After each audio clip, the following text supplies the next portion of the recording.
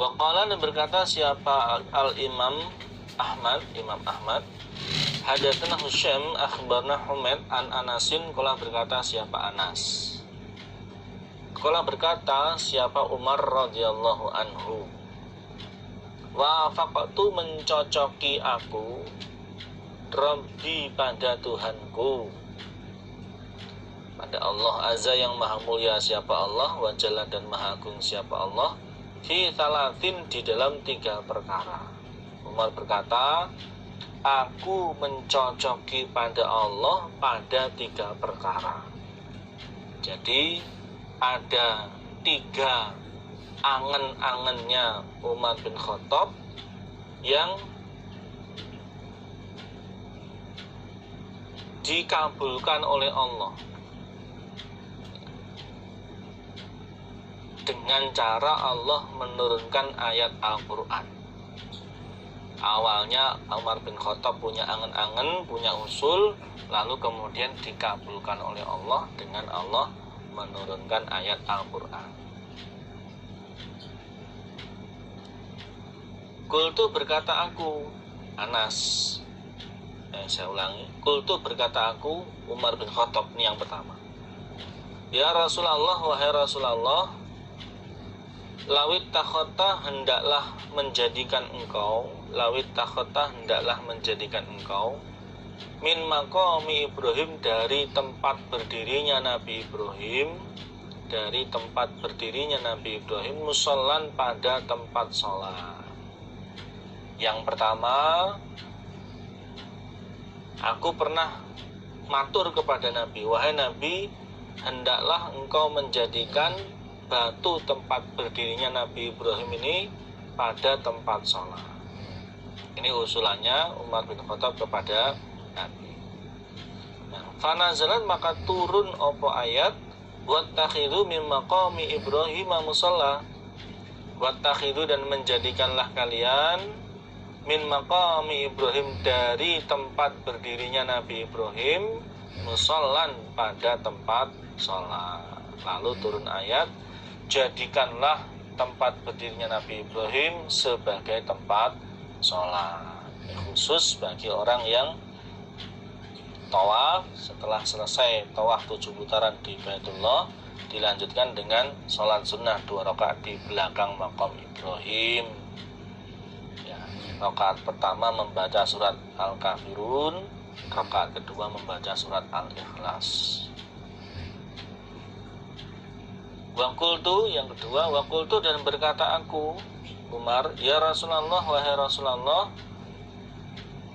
inna nisa'aka, sesungguhnya beberapa istrimu, iku yadkhulu, masuk, maksudnya bertamu, alaihinna, atas mereka istri, menjumpai mereka istri, sopo al-baru, orang yang baik, wal fajiru, dan orang yang fajir, orang yang durhaka, orang kafir. Falau amartahunna, maka hendaklah perintah engkau, atau alangkah baiknya perintah engkau, guna pada mereka istri, ayyah tajibna, agar berhijab mereka.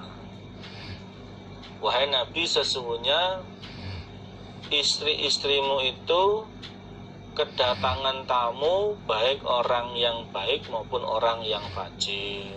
Maka alangkah baiknya engkau perintah pada mereka untuk berhijab, ya, yaitu memakai kain yang diturunkan sekaligus untuk menutupi wajahnya, sehingga tidak terlihat wajahnya sama sekali oleh orang lain. Fanazalat, maka turun apa ayatul hijabi, ayat hijab, ayat yang memerintahkan istri-istrinya Nabi untuk berhijab, menutup diri dari laki-laki yang bukan mahramnya. Ini dalam surat Al-Ahzab ayat 59.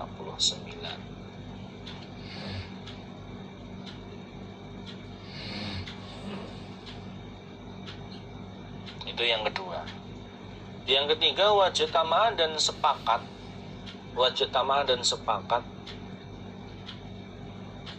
ala Rasulillah, atas Rasulillah sallallahu alaihi wasallam, sapa nisahu, beberapa istrinya Nabi, fil ghirati, di dalam cemburu. Jadi awalnya para istrinya Nabi itu cemburu kepada Nabi karena Nabi menjima budaknya yang bernama Maria. Lalu mereka sepakat, ya, kalau Nabi datang ke tempat mereka supaya mengatakan bahwa, wahai Nabi, kami kok mencium baunya maghfir. Maghfir itu madu yang masih campur dengan sarangnya, belum dibersihkan. Dan Nabi itu tidak senang kalau dari dirinya tercium bau yang tidak sedap. Dan Nabi tahu maksud mereka adalah mereka tidak setuju kalau Nabi